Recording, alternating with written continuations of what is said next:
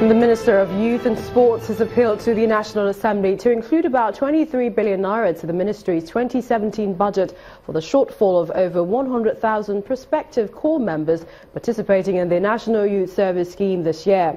Mr. Solomon Dalong made the appeal at a budget defense session before the House Committee on Youth Development, where he revealed that some funds in 2016 were not appropriated, impacting negatively on some government programs geared towards youth development. And more rural communities in Anambra State, southeast Nigeria, are set to benefit from the government's grassroots development, particularly in the area of infrastructure provision. In this regard, the state governor, Willie Obiano, has commenced the construction of a 32-kilometer road in Awka North local government area of the state. The governor says his administration will not relent in the infrastructural development of the state. Developing the grassroots in Anambra State is one area Governor Willie Obiano says he's making a priority. Perhaps that informs his rural infrastructure development. And now he's here to inspect one of such projects. Here in Awka North local government area of the state, this 32-kilometer road stretches through Amansi, Ebenebe, Ubene, Oba Ofemili, or projects the government and residents are hoping will boost economic activities once completed. This is an important economic road in Anambra State because this is the food basket of Anambra State. And we've organized themselves in cooperatives, rice, which is a predominant crop they do here, among other things, yam. The yam will be exported to the United States. Most of them will come from here. The Senior Special Assistant to the Governor on Project Monitoring, James Okoye, outlines the state of work on the roads as community members laud the government's efforts on rural development. We made it completely motorable for the entire 30 kilometers, so people that were never able to drive into their homes can now drive into there. Then the farmers can now bring out their farms. Since the origin of Awka North, there's nothing like coal tar in Awka North. This will bring an economic value to the state. This area is well-known agricultural area. As by the time they finish this road, the people of this area can be able to, move around their products to the city and make some money. And with this attention on the rural areas, the people may hope that the dividends of democracy will reach every other part of the state. And for the latest in business, here's Emana Amawe.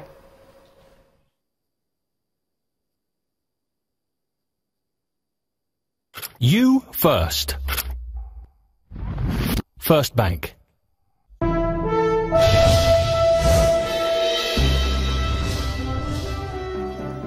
Hello and welcome to Business News. The Central Bank of Nigeria says it will implement its cashless policy charges on deposits and withdrawals within the country in phases, beginning with the cashless states from April the 1st. The decision was reached at its 493rd Bankers Committee meeting on February the 8th. In line with the new directive, the regulator released a circular today stipulating that the new charges for individual deposits ranging from 500,000 naira to 1 million will attract a 1.5% charge, while withdrawals within the range would attract a 2% charge. Deposits of amounts above 1 million naira will attract 2%, while withdrawals will attract 3% charge. Deposits and withdrawals above 5 million naira will attract 3% and 7.5% charges, respectively. In the meantime, transactions below 3 million naira on corporate accounts will not attract any charges. And a new community of sustainable investors is emerging around the world with a focus on green bonds investing and seeking best practices in a market currently estimated at $80 billion. This is according to a senior vice president of Moody's Investor Service, Mr. Henry Schilling, during his presentation today at the Nigeria Green Bonds Conference held at the Nigerian Stock Exchange in Lagos. Mr. Schilling says his rating agency has seen a traction in green bonds as investors now want to see assessments of bonds made. Investors and these are traditional or conventional investors, have the benefit of more transparency and more disclosure around the use of proceeds. So that's appealing to them.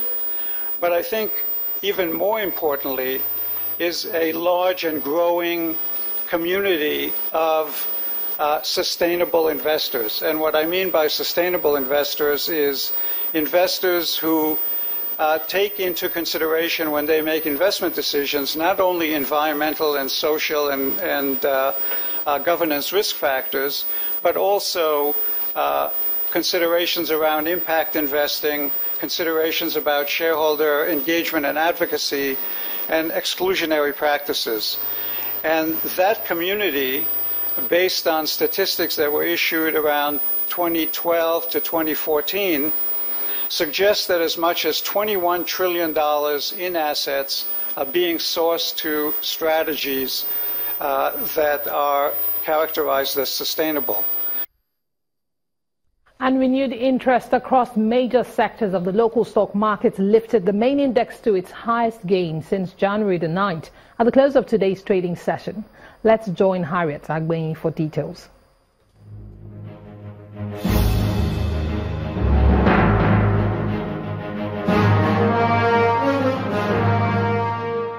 Positive trade across major counters at the Nigerian stock market improved 2 days of flattish sentiments posted on Tuesday and Wednesday. The market grew by 55 billion naira to 8.79 trillion naira with an all-share index of 25,409.06. Total volume came in better today as 146.70 million shares were exchanged in 2,563 deals. But value was still low at 1.75 billion naira. The most actively traded equities contributing to total volume were FCMB, Fidelity Bank and United Capital. Berger Paints, Guinness Nigeria and Nigeria Police Microfinance Bank were the top three gainers for the day. On the other hand, Unilever, UACN and UAC Property shared almost 5% apiece from their share price. Those are the day's trading figures. I'm Harriet Agbenyi. Many thanks, Harriet. And the weak performance in U.S. markets overnight and a mixed batch of corporate earnings pulled Asian and European markets into negative territories earlier today. Meanwhile, U.S. equities closed mixed. Let's see the closing figures.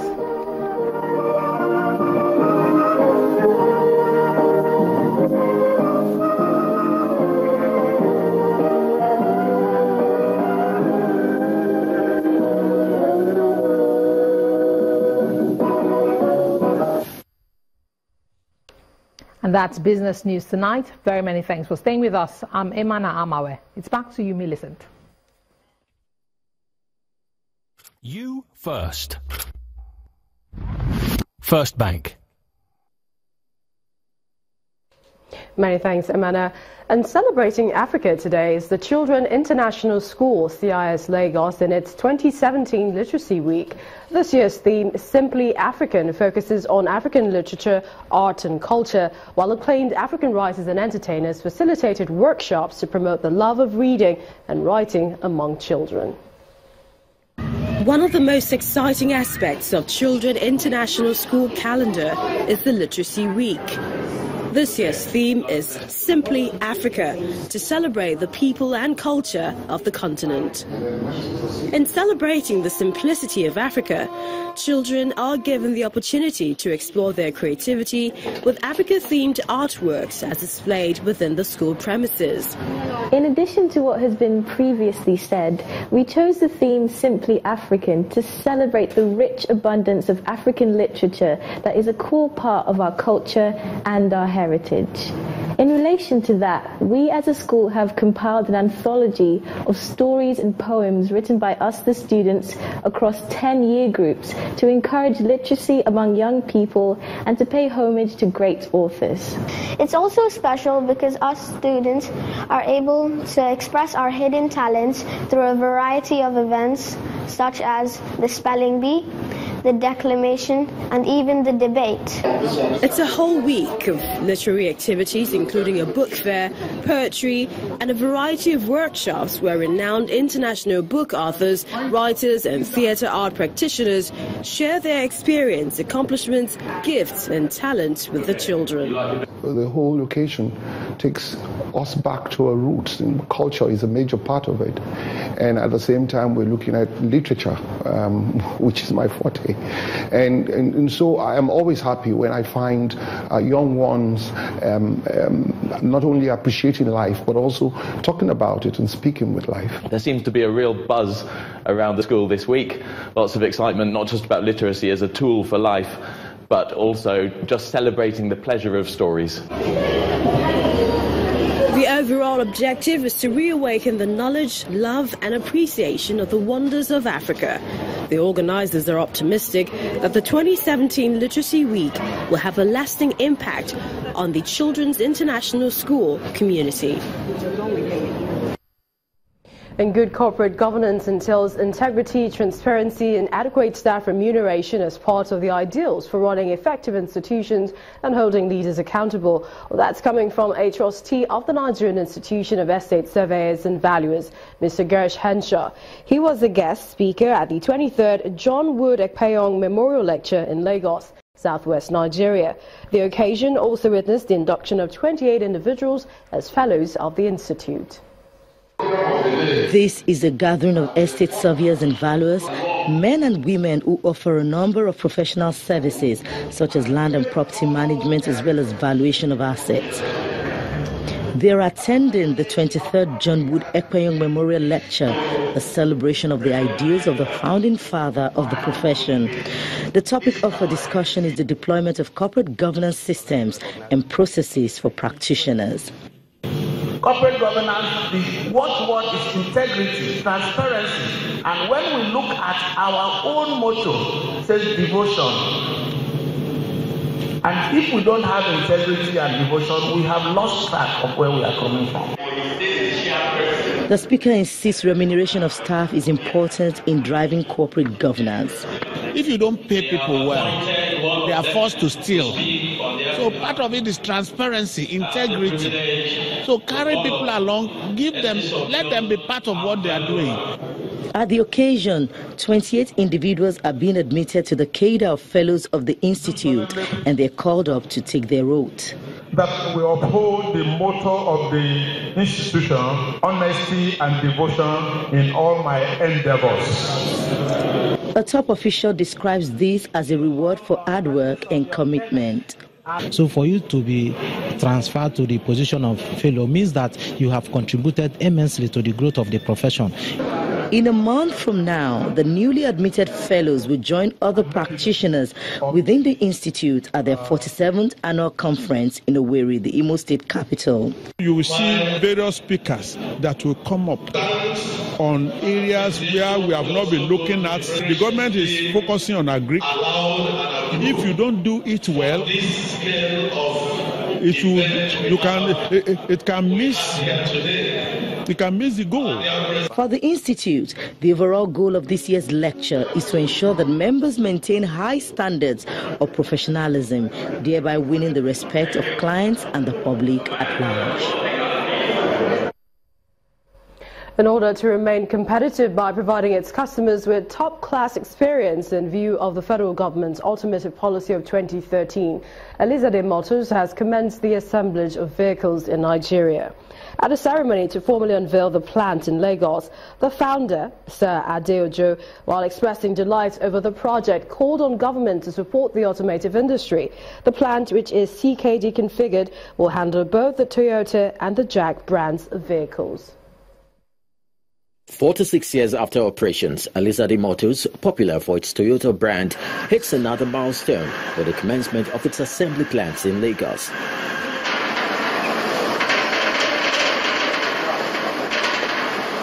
What's going on here is the formal opening ceremony on a tour of the plants.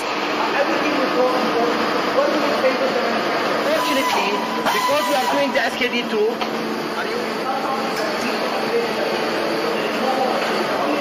This plant can turn out 48,000 vehicles yearly at full capacity.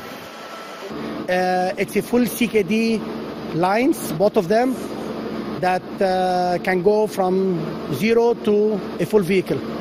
JAC is one of the brands already being churned out. The brand's general manager speaks on the benefit this brings to bear on customers' experience. You can hear from one of them that testified that, look, I've been using this car and I don't have any complaint. What's the import of this venture by Elizade Motors? For us, I think the most important thing is that one, we want to be competitive. We want to ensure that we are able to give Nigerians value for money. We have been waiting for Elizade Group to do what it has done today because, if for nothing else, it's a leading automobile dealer in Nigeria.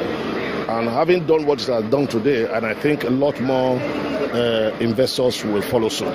To see one's effort attain this height is of great delight, as expressed by the founder of Elizade Motors. I'm very, very happy that we have been able to reach this level. But let me tell you, this is just the start. By the grace of God, Nigeria shall be the hub of production of vehicles of West Africa and Central Africa. With ventures such as this, and given the right support, the dream of a fully made in Nigeria car may become realizable sooner than later.